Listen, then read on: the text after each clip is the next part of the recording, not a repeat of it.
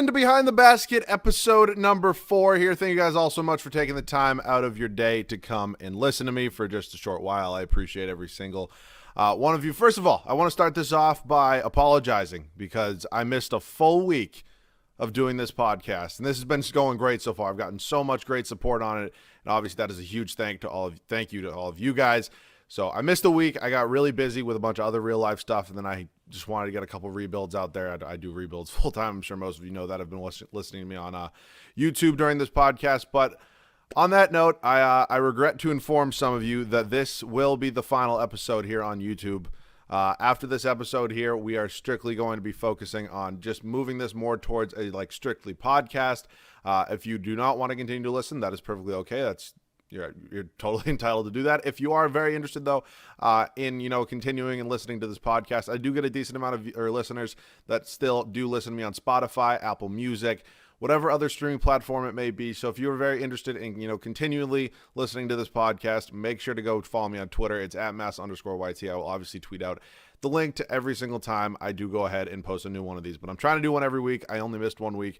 I do apologize about that. And I also will be having some guests on soon. So if you guys are looking forward to that, make sure to, let me know on Twitter. Let me know on Twitter if you have any specific guests, or I guess you can leave it in the comment section. But yeah, this will be the final episode of Behind the Basket here on YouTube. I do apologize for all of you who do like to listen. But we do have an episode today. We do have an episode to get to today. It is going to be episode number 4 here. In the last video, we predicted basically the Eastern Conference Finals and the Western Conference Finals. Basically what I've been doing through this entire podcast is predicting the NBA playoffs if the NBA season was supposed to, stop today and they just got to the playoffs. Now, it looks like, all the news that Woj and Shams have been breaking. It appears that it's going to end up going back to Disneyland. Is it Disneyland or Disney World? I think it's Disney World. I'm not positive about that one.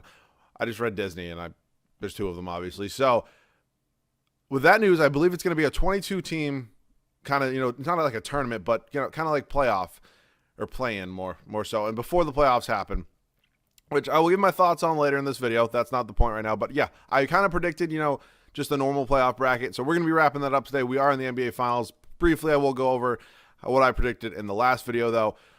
Basically, the Eastern Conference Finals for me was the 1-seeded Milwaukee Bucks and the 2-seeded Toronto Raptors. And the West was the 1-seeded LA Lakers and the 2-seeded LA Clippers. If you kind of want some reasoning for why I made those predictions or why those teams are in the Eastern and Western Conference Finals, make sure to go check out previous podcast episode and then maybe come back to this one, whatever works for you. If you want to listen to this one first, that's perfectly fine. But today, we are going to be heading into episode number 4 here.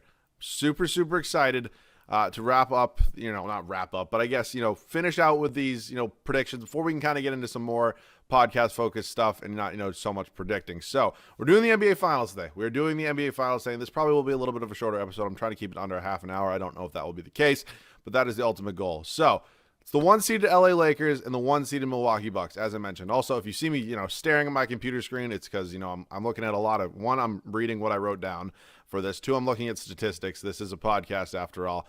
There's not really supposed to be a face cam, but if you guys watch me on YouTube, there is a face cam there for that. So, as I mentioned, Lakers and Bucks. That's been my prediction for the NBA Finals for a very, very long time, pretty much since, I would say pretty much since the All-Star break. And I'm sure a lot of people had it before that. I know it takes me a little bit longer to, finally think about who I actually believe will truly make the NBA Finals. It takes a lot for me. I don't just say, it's LeBron and Giannis. Of course they're going to be in the Finals. It's not how it works. There's typically a lot more factors that go into who does make the Finals besides just the best couple players in the league. And I know that's a huge part. Don't get me wrong, but there's a lot of other things such as bench depth, stuff like that. So we're going to be, without further ado, we're going to get into these predictions. So the way I've been doing this is basically, kind of going over a key player for the series. Those key players have not changed ever since the beginning, and I really don't, they didn't change for the final one. So key players for the Los Angeles Lakers, we got LeBron James. I'll give you his stats or his regular season stats right now. 25.5 points per game, almost 8 rebounds, 10.5 assists. We look at the Milwaukee Bucks now. Giannis Antetokounmpo, 30 points, 13.5 boards, closer to 14 and 6 assists per game. Obviously, 2 of the biggest, I would say my 2 MVP candidates right there. I think a lot of people would, tend to agree with that statement right there. But before we go any further, as always, if you guys do want to be featured on the next podcast episode, make sure to leave a comment down below. Eventually, I will be focusing on only doing YouTube comments, and I will tweet out weekly to leave any other comments down below, just kind of for questions at some point. And eventually, we can get into some topics of what you guys want covered. But back to this one, key questions for the series. Before, I go ahead and give my actual prediction, I like to go over some key questions and answer those ones first.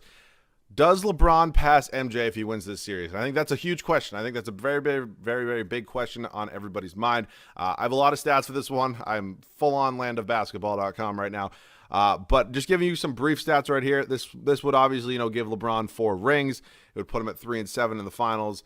And obviously, as we all know, Jordan was 6-0. So if we want to actually get into some stats right now, if we're looking at playoff stats specifically, I'm not going to, obviously, whoever's the GOAT is more than playoff stats, but playoff stats specifically at the moment, points per game, LeBron James is just under 29 at 28.9 points per game.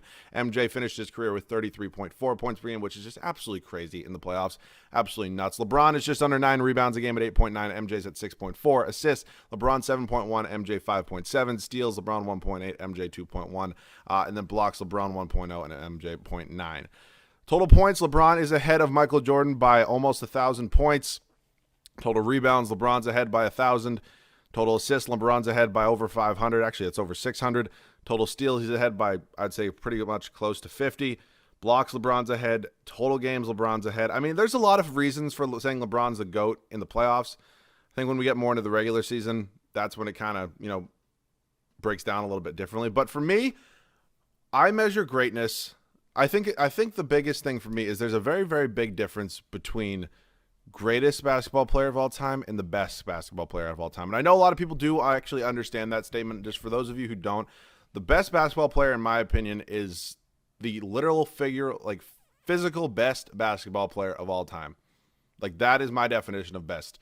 The greatest is the most successful, most achieved, most accomplished, whatever word you want to use. And for me, that's Michael Jordan. For me, that is Michael Jordan. I didn't grow up watching Michael Jordan play. I was born in 2000, whether you believe it or not. I'm only 20 years old. So I never really got to, witness Michael Jordan play on a daily basis. Now, that being said, LeBron was drafted in 2003. I was 3 years old when he got drafted. I didn't get to watch a ton of, old LeBron too. I seriously started watching basketball in 2007, 2008 when my Celtics went on to win their first championship, and I can't even tell you how many years. But it honestly, I obviously got to see the prime of LeBron's career when he was in Miami. I think besides, maybe the one championship in Cleveland, I would say that those years were definitely his prime. I don't really think anybody's arguing with that. And obviously, MJ's stats would have been different if he didn't retire in the middle of his career. So, there's arguments for both sides. In my opinion, the best physical basketball player I've ever seen is LeBron James. The greatest basketball player I've ever seen is Michael Jordan. If you're still having problems, interpreting what I mean by that, be happy to discuss it with you. If you want to, leave a comment down below, I will, finish up some comments on this final video here on YouTube. And if you are listening to this on Spotify, Apple Music, whatever the other platform may be, feel free to shoot me a DM on Twitter, tag me in a tweet on Twitter. I'd be happy to have a little bit of a discussion with you on there. So basically, my answer for this one is no. No, it does not. I measure greatness in championships, and I don't think LeBron's gonna get to 7. I just that's crazy. If the dude gets to 7 in the next 4 years, that would just be insane. Putting him at 7-7 in the finals, honestly, at that point, I would say he's definitely the greatest. 7-7 in finals. I know he's not shooting as high as MJ, but I would take 7-7 over 6-0 because people don't. A lot of people still need to understand that getting to a finals is still seriously impressive. At the end of the day, even if you lose, it doesn't. You're not getting anything any better than the first team that wasn't in the playoffs is. It sucks, but it's true. It really is. You're a better team, no doubt, but you're not getting anything. So, that's just kind of a fact if we're being honest here. So, I don't think LeBron's ever going to get to 6, never mind 7. I think he'll probably cap at 4, maybe 5, if we're going to be totally honest here. So, no, I don't think LeBron passes MJ if he wins this series. Question number 2 here. Can Giannis prove he can win in Milwaukee? So, you look at Giannis. What is he, 24 right now? 24, 23? I don't think – he's not that old. He's really not. Giannis is he's 25 years old right now. Still, most players enter their prime around 25, 26, 27 years old, and it lasts typically to 30, 31, 32. That's kind of a fact. That's like a known thing. If he doesn't win the championship this year against the Lakers, against literally a top 2 basketball player of all time, and an unbelievably underrated all-time, not underrated in the league right now, underrated all-time power forward in Anthony Davis, in my opinion, no, that does not mean he can't win in Milwaukee. I think if he wins the championship here against the Lakers, that does mean he can win in Milwaukee. And all these rumors of Giannis is going to leave and go to Golden State, he might go to the Lakers, whatever the situation may be, can be put to bed. I think that kind of goes without being said. If Giannis does, pull this one off and end up beating LeBron and Anthony Davis in the finals, I think, the whole idea of why. I mean, I don't understand why he would want to leave Milwaukee in the first place. I get it. It's not a huge market. It's hard to, grow a brand in a small market. But ultimately, he's in a really good position. He's in a very, very good position. And I look at a very similar situation such as Kevin Durant. That team just never worked out. Russell Westbrook was next to him for I don't even know how many years. James Harden was there. I mean, James Harden never would have turned into the MVP type player. He did win an MVP, but MVP player he is today. If he never left Oklahoma City, I think everybody can agree on that one. But it's just a good situation for Giannis right now. I think he has a really good supporting cast around him, and I think that supporting cast can be there for the next 4 to 5 years. So if he doesn't end up winning, I would not like to see him leave. If he does end up leaving, it is what it is. I mean, he's obviously entitled to do whatever he wants, but can Giannis prove he wins in Milwaukee? You will, I'll give you the answer to that after these questions, but we do have 2 more questions. The third question here is, typically I've only been actually doing 2 questions, but since this is the NBA Finals and there's nothing really else predict after this, I'm doing 4 questions. My third question here is, if the Lakers win, does this mean Anthony Davis is a lock to stay an LA Laker? This might seem pretty obvious. I would say yes, without a doubt. I don't really see Anthony Davis going anywhere, even if the Lakers lose. That's just my personal prediction. I know there's been the rumors to Chicago. I don't really see any other teams, linked to him too much. I don't really think he's going anywhere. I think he's in the perfect situation in his career right now. He's in a situation where basically he's going to play with LeBron for however many more years LeBron is going to be an NBA player. I would say it's probably in the range of somewhere between 3 to 7. He's totally unpredictable. Nobody thought LeBron was going to be this good at this age, but I would say it's somewhere in the 3 to 7 range, as crazy as that sounds.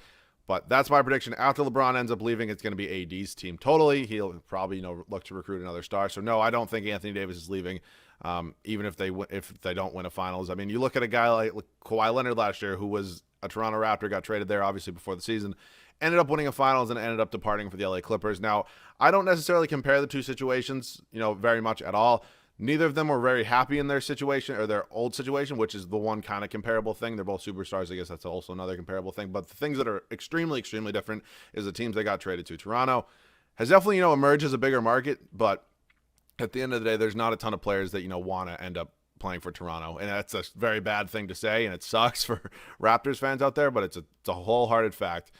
If you ask a lot of NBA, or if you just, I don't even know how to phrase this correctly, but I would assume the team that a lot of NBA players want to play for is the Los Angeles Lakers.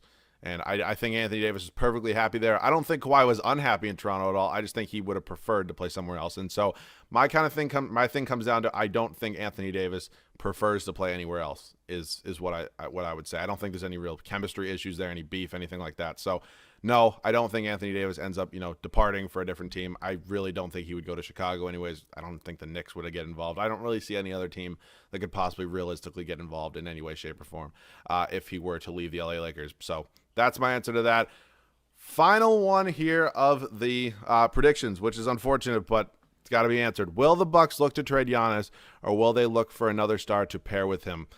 This kind of goes without being said, win or lose. That's not a prediction saying they're going to lose. So I don't think no matter what, they're going to trade Giannis. I just don't think that just doesn't make any sense. I get it. Guys like Kawhi, guys like Anthony Davis, who I just mentioned, got traded. Those are also very, very different circumstances. They both wanted out. I don't think if Giannis loses here, he's going to want out. I understand, the idea of trading him. I don't think it's a smart one. I don't think anybody in Milwaukee has even remotely thought about that. I think it's a very stupid thing. So because I've seen people legitimately say on Twitter, if the Bucks lose the finals, they need to trade Giannis. What the hell are you talking about?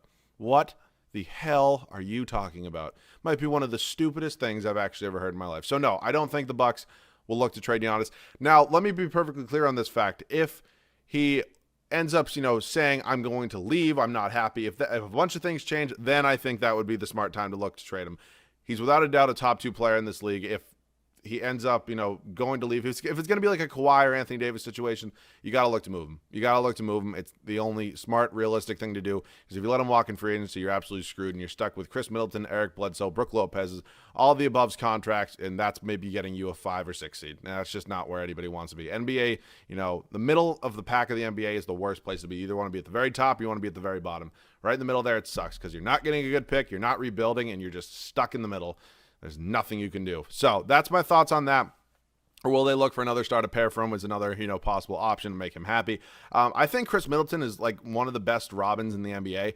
I mean, if you look at the Lakers, they have 2 Batmans. That's always my comparison is Batman and Robin. The Lakers have 2 Batmans.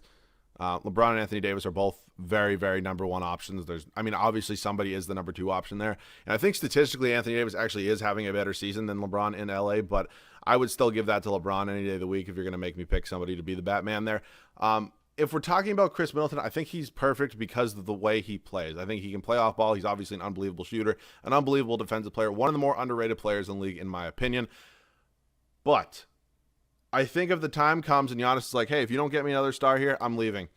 I think Chris Middleton trade rumors could definitely heat up, and I think his value is decently high right now. I think it's only going down with age because I think he's, 28, 29. But I think I'm just trying to I cannot think of somebody off the top of my head that could be in a trade rumor that could possibly go pair with Giannis. Like, I don't even know. Like, I'm trying to think. Maybe they could somehow make their way into the Blake Griffin sweepstakes.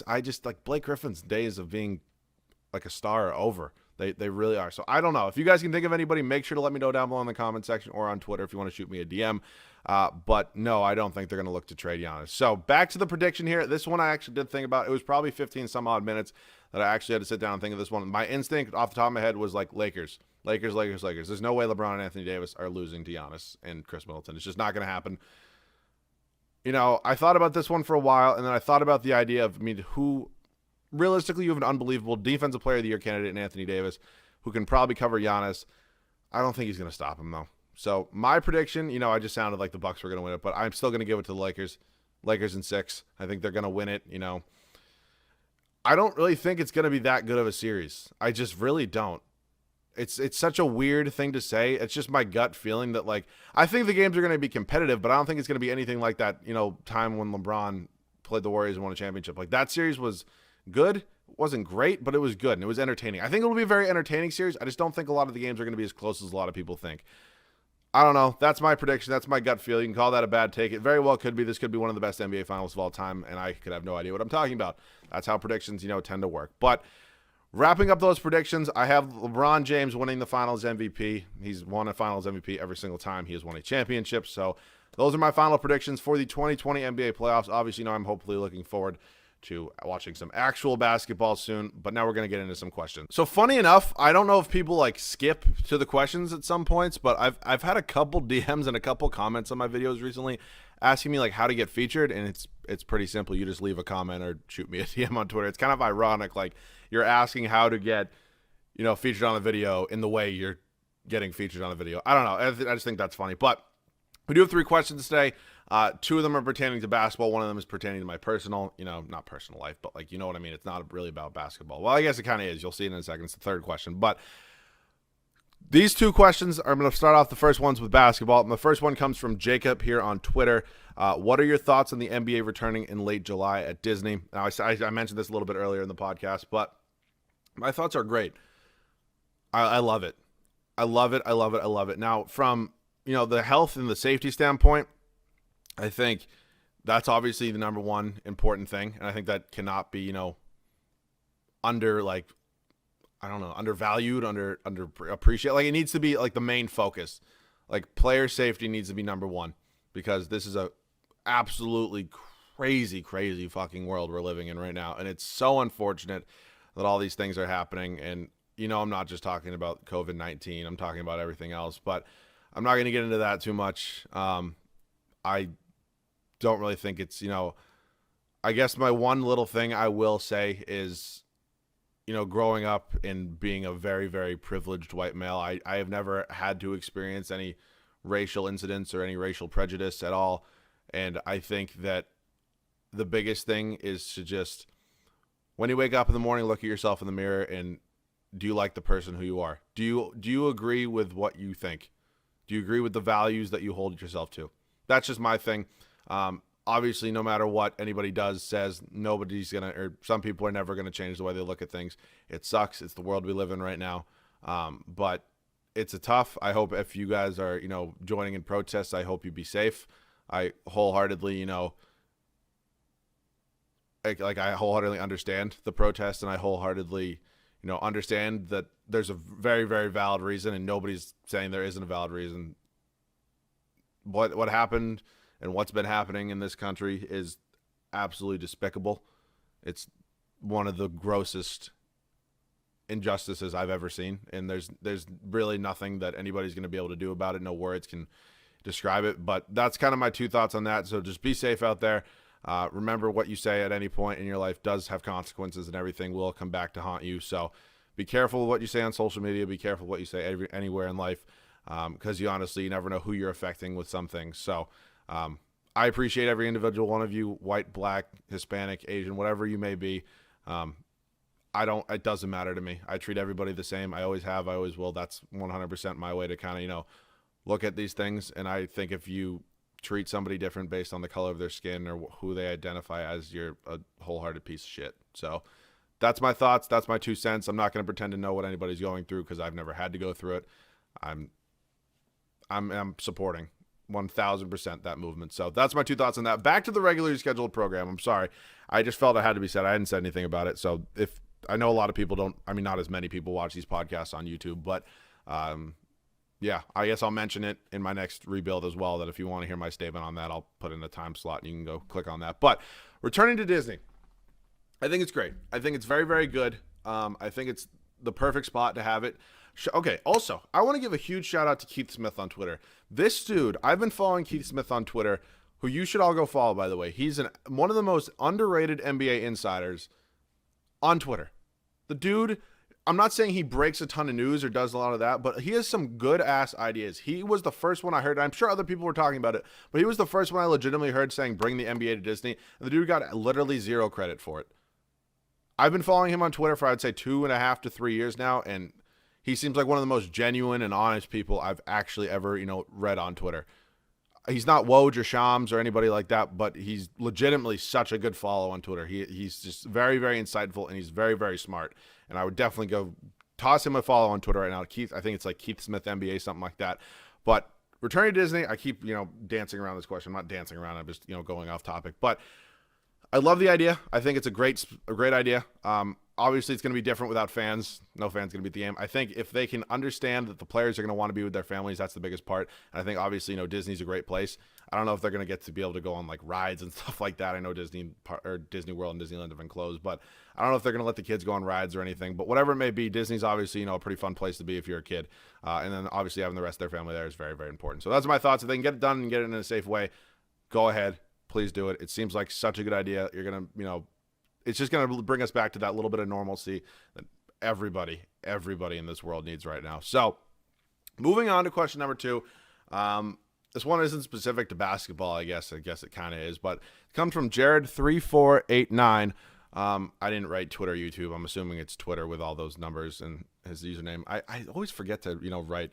I wrote the first one. The one from Jacob came on Twitter. The one from Jared here, I'm assuming it's Twitter, so I apologize if you're listening, Jared. What will be the first sport back is his question. I don't know. I literally don't know. I'm talking about the 4 major sports. I know some soccer leagues are back. I'm talking about football, baseball, hockey, and basketball. Jesus, I'm forgetting the sport my whole world revolves around. But I would say football's out, because that's starting that obviously starts in September. We're going to have a sport before September. So it kind of moves it down to baseball, basketball, or hockey. Now, I think the NHL has already instituted a plan to return. I think it's what is it? I think it's also, it might be a 22 team team return as well, like playoff type format.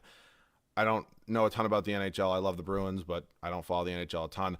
For basketball, I think late July seems like, kind of the best we can expect for really anything. I would hope. I know baseball. I know the MLB and the MLBPA are just having a pissing match back and forth about how many games are players going to get their full contracts. Is going to be prorated. Whatever the hell is going on in the MLB, it seems like a shit show. The NHL and the NBA honestly have a lot under control. I'm going to say it's one of those 2 leagues, and I say it's probably going to be around the same time in late July, and I don't think the MLB is going to be very far after that. So NHL or NBA probably going to be one of the first 2 leagues back. So the final question here is, how do I always forget to write down? It's because I'm so excited and anticipating getting into the podcast. I forget. I didn't even give a name this time. I'm assuming this is probably a YouTube comment. I apologize whoever commented this. I feel like such an a-hole. But hey, Massa, I've been looking to grow my channel recently on YouTube. Can you please share some tips on the best and fastest ways, and what was the hardest part at the start? Thanks for the question. You got to work on the grammar a little bit. Okay. I've answered this a little bit before.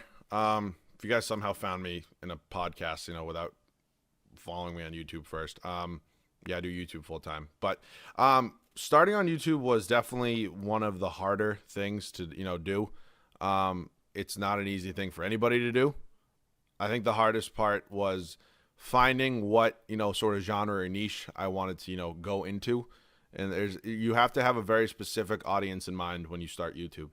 That's the biggest thing. That's the biggest thing. If you are making a video on a ton of different topics, on a ton of different games, if you're doing like a videos on like MLB The Show, 2K, Madden, you got Fortnite in there, Call of Duty, it's not gonna work. It's really not gonna work. You're not T Martin. I'm sorry. It's not gonna happen. You're not Toke.